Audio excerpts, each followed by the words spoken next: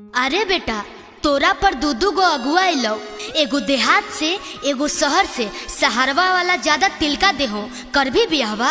नहीं, हम शहर के लड़की से नहीं करबो बियाह मैया। अरे तिलकवा ज्यादा दे रहे बेटा। तोरा तिलक लौको हो मैया और हमार जिंदगी नहीं लौको हो। काहे न करबे, के दिक्कत है? बताबो यो सुन। बताओ तो।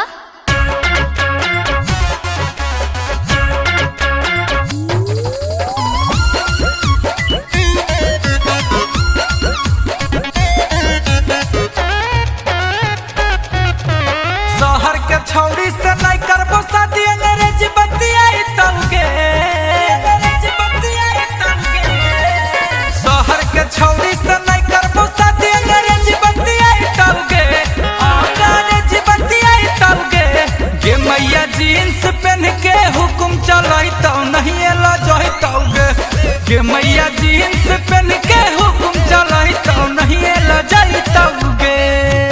बैठल बैठल खाली खैतौगे मैया, फैशन में रहतौगे। बैठल बैठल खाली खैतौगे मैया, फैशन में रहतौगे। गे मैया फैशन में रहतौगे। गे मैया काम करे ले तो हम ही तो तोरे से लड़तौगे।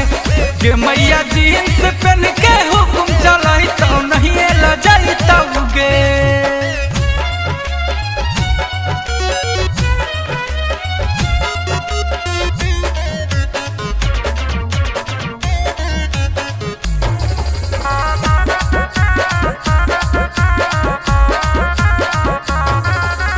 घरा में खोलतो फ्री जैसी, कहाँ से आइतौगे? कहाँ से आइतौगे? घरा में खोलतो फ्री जैसी, कहाँ से आइतौगे? गे मैया कहाँ से आइतौगे? गे मैया दिन रात देखतौ गाना सिनेमा, जिए नहीं देतौगे। गे मैया जीन्स पहन के हुकुम चलाइतौ